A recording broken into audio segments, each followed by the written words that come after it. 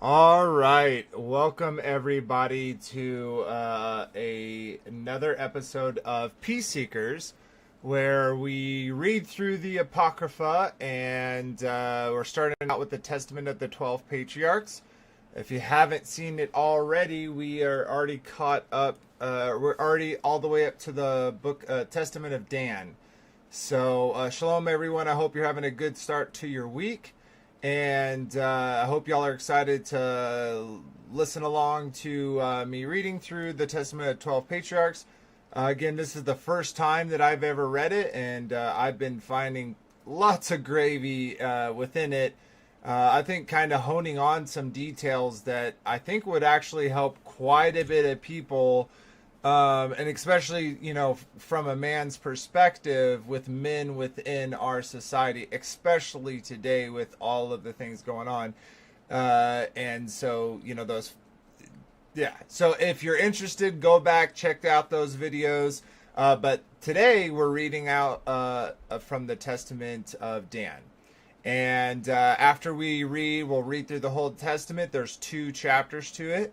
And after we read that, I'll give you a little quick discussion of what my thoughts are, my first impressions of reading after reading it, and then we'll call it a stream. So I hope y'all are excited, and as I am to read it, as y'all are to hear it. So awesome! All right, let us pull up that information, and I already have it here. Just got to pull it up here.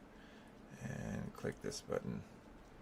Sweet. Make sure that's good over on everyone else's side. Oh, I need to get rid of... Oh, I'm on the wrong one. That's why. There we go. That's what I was looking for. Okay, sweet. So, let's grab this. Okay. Alrighty, let's get into it. So, for those interested, I am reading from sacredtext.com. You can check out this link. I am gonna post. We're in the Testaments of 12 Patriarchs. We've already read all of them, and we're on the Testament of Dan. I'm gonna go ahead and copy and paste this into the chat. So, if you're interested in following along, you have that available to do so. And I hope you're excited to read through it with me or at least hear me read it. So so let's just get into it. And perfect. I'm gonna just set. Okay, that's good. Perfect. Awesome. And welcome everybody. Welcome Robert. Good to see you, brother. Again, Phil, Henry. Welcome. Good to see you. And shout out to Take on the World, all those who are over there as well. Just incredible. Good to see you, brother. We had a great conversation last night. It was very edifying for my spirit. So I appreciate that, brother, for staying up so late and chit-chatting with me. So anyways, let's get into it. This is it. So I'm going to take a quick drink of some coffee to warm the throat, and then we'll get into it.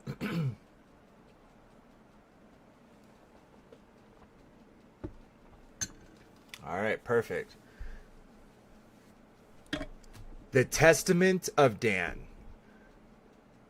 The 7th son of Jacob and Bilhah. It says, Chapter 1. The 7th son of Jacob and Bilhah, the jealous one.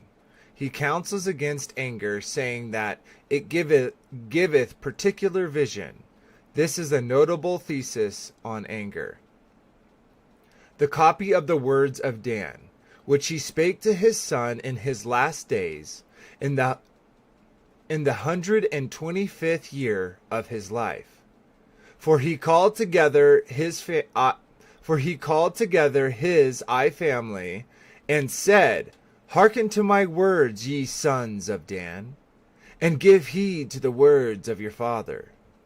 And I proved in my heart and in my whole life that truth, with just dealing is good and well-pleasing to God, and that lying and anger are evil, because they teach man all wickedness.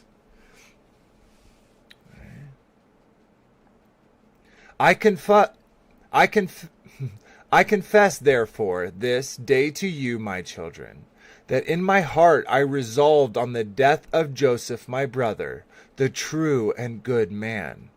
And I rejoice that he was sold, because his father loved him more than us.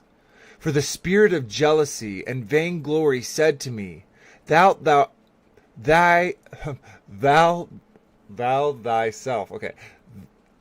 thyself art his son. And one of the spirits of Balaam stirred me up, saying, Take this sword, and with it slay Joseph. So shall thy father love thee when he is dead. Now this is the spirit of anger that persuaded me to crush Joseph, as a leopard crusheth a kid. But the God of my fathers did not suffer him to fall into my hands, so that I should find him alone and slay him, and cause a second tribe to be destroyed in Israel. And now, my children, behold, I am dying, and I tell you a truth, that unless ye keep yourselves from the spirit of lying and of anger and the love... Okay. That unless ye keep yourselves from the spirit of lying... unless ye keep yourself from the spirit of lying and of anger, and love truth and long suffering, ye shall perish. For anger is blindness, and does not suffer one to see the face of any man with truth. For though it be a father or a mother, he behaveth towards them as enemies. Though it be a brother, he knoweth him not. Though it be a prophet of the Lord, he disobeyeth him. Though a righteous man, he regardeth him not. Though a friend, he doth not acknowledge him. For the spirit of anger encompasseth him, and encompasseth. Hopefully that was entertaining to y'all as well. Okay. For the spirit of anger encompasseth him with the net of deceit, and blindeth his eyes, and through lying darkeneth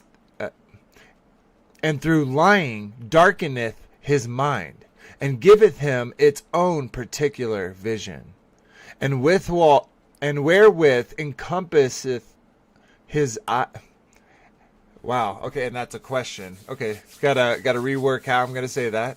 And wherewith encompasseth his eyes, his hatred of the heart, so as to be envious of his brother. For anger is an evil thing, my children, for it troubleth even the soul itself. And the body of angry man, and the body of the angry man it maketh its own, and over his soul it getteth the mastery, and it bestoweth upon the body power that it may work all iniquity. And when the body does all these things, the soul justifieth what is done, since it seeth not a right. Okay. Since it seeth not a right. Therefore, he that is wrathful, if he be a mighty man, hath a threefold power in his anger. One by the help of his servants, and a second by his wealth, whereby he persuadeth and overcometh wrongfully. And thirdly, having his own natural power, he worketh thereby the evil. And though the wrathful man be weak, yet hath he a power twofold of that which is by nature. For wrath ever aideth such in lawlessness. The spirit goeth always with lying at the right hand of Satan, that with cruelty and lying his works. Okay, sorry. This spirit goeth away with lying at the right hand of Satan, that with cruelty and lying his works may be wrought. Understand ye therefore the power of wrath, that it is in vain. For it is first of all giveth provocation. Why am I having such problem with words, guys? Why? Why am I having problems with these words? Okay. Okay. For it first of all giveth provocation. Why? Provocation. Oh my gosh. Okay. For first of all, it giveth provocation. Oh my gosh. Okay, I'm going to take a drink of water. I'm going to take a drink of coffee. And then we're going to continue. I hope you can laugh at me like I'm laughing at myself. All right. Where is it? Okay. For it first of all giveth provocation. Oh my gosh. For it first of all giveth provocation by word, then by the deeds it strengtheneth him who is angry, and with sharp disturbeth his mind, and so stirreth up with great wrath his soul. Therefore, when any one speaketh against you, be not ye moved to anger. And if any man praiseth you as a holy man, be not uplifted. Be not moved either to delight or to disgust. For first it pleaseth the hearing, and so maketh the mind keen to perceive the grounds for provocation. And so maketh the mind keen to perceive the grounds from provocation. I'm literally spiraling right now. For it pleaseth, so it pleaseth the hearing, and so maketh the mind keen to perceive the grounds for provocation. And then being enraged, he thinketh that he is justly angry. If ye fall into any loss or ruin, my children, be not afflicted. For this very spirit maketh a man desire that which is perishable, in order that he may be enraged through the affliction. And if ye suffer loss voluntarily or involuntarily, be not vexed, for from vexation arises wrath with lying. Moreover, a twofold mischief is wrath with lying, and they assist one another in order to disturb the heart. And when the soul is continually disturbed, the Lord departeth from it, and the Balar ruleth over it. Whoo, hot dog, that's some words. Chapter 2. A prophecy of sins, captivity, plagues, and ultimate restitution of the nation. They still talk of Eden. Verse 23 is remarkable in the light of prophecy. Chapter 2. Observe therefore, my children, the commandments of the Lord, and keep his law. Depart from wrath, and hate lying, that the Lord may dwell among you, and Belair may flee from you. Speak truth each one with his neighbor, so shall ye not fall into wrath and confusion. But ye shall be in peace, having the God of peace, so shall no war prevail over you. Love the Lord through all your life, and one another with a true heart.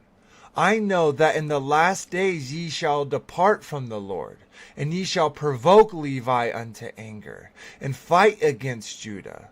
But ye shall not prevail against them, for an angel of the Lord shall guide them both, for by them shall Israel stand. And whensoever ye depart from the Lord, ye shall walk in all evil and the work of abomination of the Gentiles, going and whoring after women of the lawless ones, while with all wickedness the spirits of wickedness work in you. For I have read in the book of Enoch the righteous, that your prince is Satan, and that all the spirits of the wickedness and pride will conspire to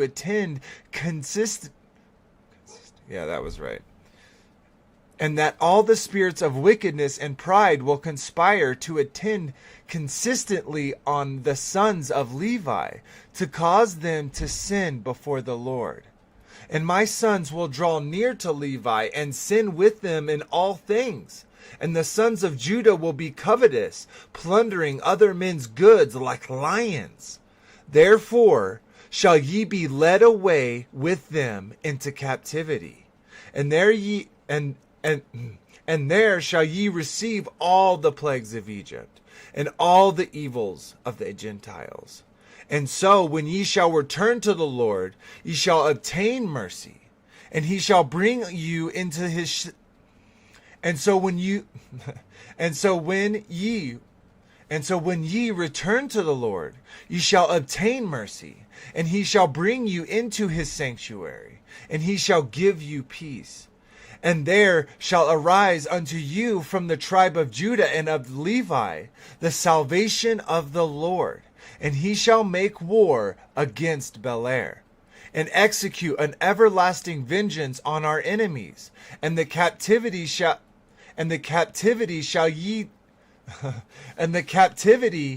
he take from Belair the souls of the saint, and turn disobedient hearts unto the Lord, and give to them all that call upon him eternal peace. And the saint shall arise in Eden, and in the new Jerusalem shall the righteous rejoice. And it shall too be unto the glory of God forever. And no longer shall Jerusalem endure desolation, nor Israel be led captive. For the Lord shall be in the midst of it, living amongst men, and the Holy One of Israel shall reign over it in humility and in poverty. And he who believeth on him shall reign amongst men in truth. And now fear the Lord, my children, and beware of Satan and his spirits. Draw near unto God, and unto the angel that intercedeth for you. For he is a mediator between God and man. For the peace of Israel he shall stand up against the kingdom of the enemy. Therefore is the enemy eager to destroy all that call upon the Lord. For he knoweth that upon the day on which Israel shall repent, the kingdom of the enemy shall be brought to an end. For the very angel of peace shall strengthen Israel, that it fall not into the extremity of evil. And it shall be in the time of lawlessness of Israel, that the Lord will not depart from them, but will transform them into a nation that doeth his will. For none of the angels will be equal unto him. And his name shall be in every place in Israel and among the Gentiles. Keep therefore yourselves, my children, from every evil work, and cast away wrath and all lying, and love truth and long suffering. And the things which ye have heard from your fathers do ye also impart to your children, that the Savior of the Gentiles may receive you. For he is true and long-suffering, meek and lowly, and teaches by his works the law of God. Depart therefore from all unrighteousness, and cleave unto righteousness of God, and your race will be saved forever. And bury me near my fathers. And when he had said these things, he kissed them, and fell asleep at good old age. And his sons buried him. And after they carried up his bones, and placed them near Abraham, and Isaac, and Jacob. Nevertheless, Dan prophesied unto them that they should forget Nevertheless, Dan prophesied unto them that they should forget their God, and should be alienated from the land of their inheritance, and from the race of Israel, and from the family of their seed. Whew, okay. That was beautiful. There was, obviously in chapter 1, we got pull this up a little bit.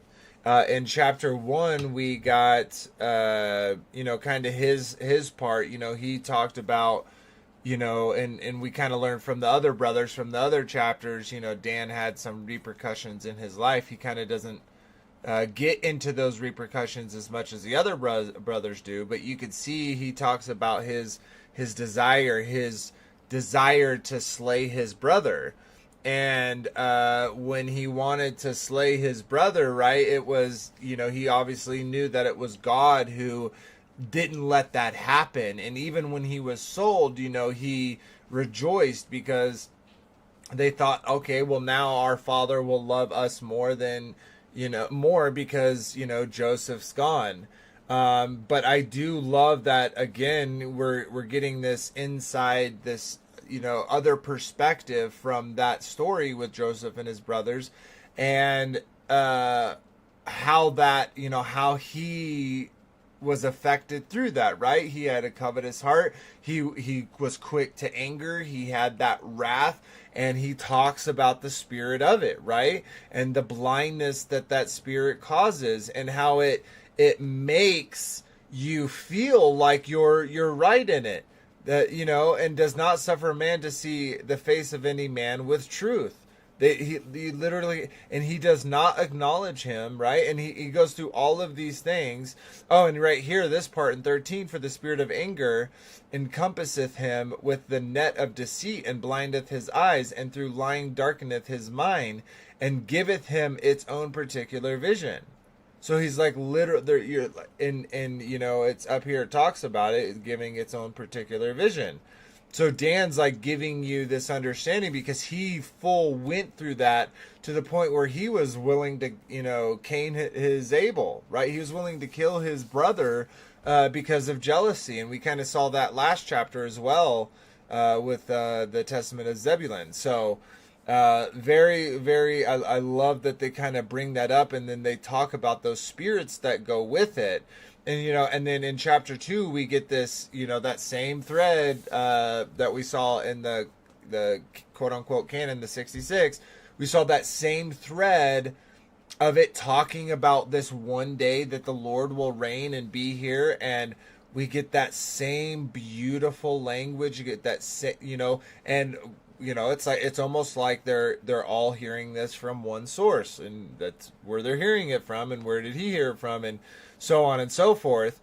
And so beautiful here where it gives that the saints shall rest in Eden, and New Jerusalem shall be the righteous rejoice, and it shall be unto the glory of God forever. And no longer shall Jerusalem endure desolation. Not going to get captive. For the Lord shall be in the midst of men, living with us, and the Holy One of Israel shall be reigning over in humility and in poverty, and he who believeth shall reign amongst men in truth. Like, gosh, so beautiful. Same language, same promise, over and over and over, and it gives you the opposite too. Like, if you fall into wrath, if you are in deceiving, you're going to destruction. Like, you're not in a good place. And so very beautiful. This one was quick, the few recent ones have been pretty quick chapters, but I think so much is jam-packed into them. I really enjoy them. I hope y'all are enjoying them too. I'd love to see y'all in the discussion in the comments. Comments, likes, subs, and shares. Those all help the channel grow. If you didn't see last night's stream, we were talking about propaganda. It was a great episode. If you're interested, you didn't get to check it out yet, check that out. But yeah, that's a stream. So until next time, guys, I hope y'all have a good weekend coming, a good rest of your week coming up. And until next time, ABBA loved you first. Good night, everybody. Have a good day, everybody. Good week.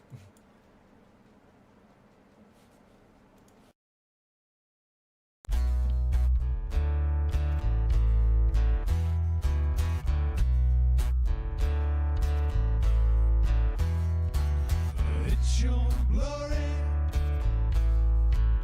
conceal the mystery. You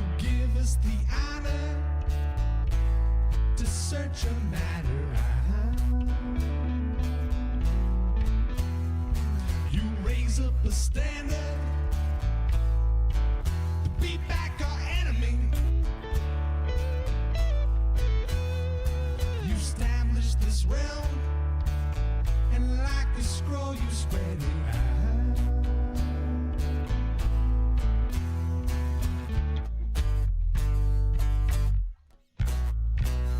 Dig deep, search it out. Dig deep, seek it out. Dig deep, go on and walk it out. Dig deep, I give you oil to fill up your cup. I give you enough to fill